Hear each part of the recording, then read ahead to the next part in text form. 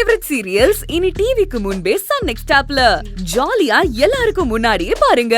இப்பவே Sun next ஆப்பை download பண்ணி சப்ஸ்கிரைப் பண்ணுங்க. அடுத்த திட்டம் நீ சொன்னது தானே? அதேதான் மாமா. ஃபேமிலி போட்டோ எடுக்கும்போது புனிதா நம்ம கூட வந்து நிக்க கூடாது. எங்க அம்மா முதல்ல சம்மதிக்க மாட்டாங்க அமுதா. அதுக்கு முன்னாடி என் உடன் பிறப்பு ஒருத்தன் இருக்கானே, அவன் புனிதாவை விட்டே கொடுக்க மாட்டான். இந்த முறை அது நடக்காது. அப்படியே சொல்ற?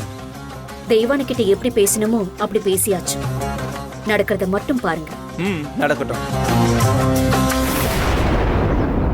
பேத்தி வீட்டுக்கு வந்துட்டா அப்புறம் என்ன? அப்புறம் என்னவா, இனிமே தாங்க எனக்கு நிறைய வேலை இருக்கு. ஈவென்ட்ஸ் எல்லாம் போட்டோ எடுத்துட்டேன். ஒரு ஃபேமிலி போட்டோ மட்டும் எடுத்துட்டா நான் கிளம்பிடுவேன் சார்.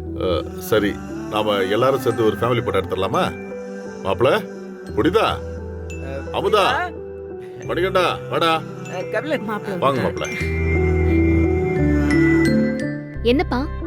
நம்ம எல்லாரும் சேர்ந்து ஒரு ஃபேமிலி போட்டோ எடுத்துருவோம். முன்னாடி வந்து நில்லு. புனிதா, நீ எதுக்கு இங்க வர?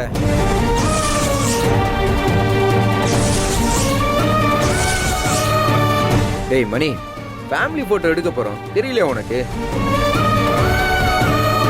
தெரிஞ்சதுனால தான் கேக்குறேன். எங்க குடும்ப போட்டோல அப்பாவோட மூத்த தாரத்து பொண்ணு எதுக்குன்னு கேக்குறேன்.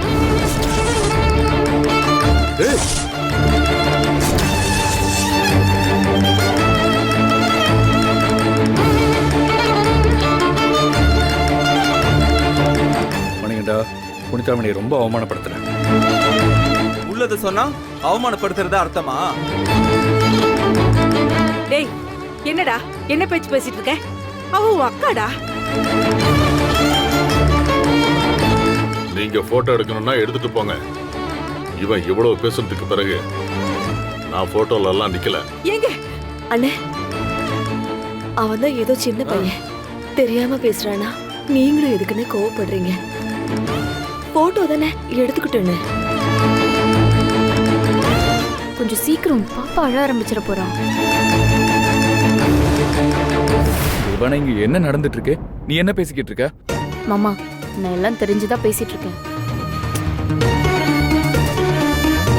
மணிகண்டா, ஏன்டா இப்படி பண்ற? என்னம்மா, நீ உன் பொண்ணு கூட நின்னு போட்டோ எடுக்கணும்னு மட்டும் சொல்லு.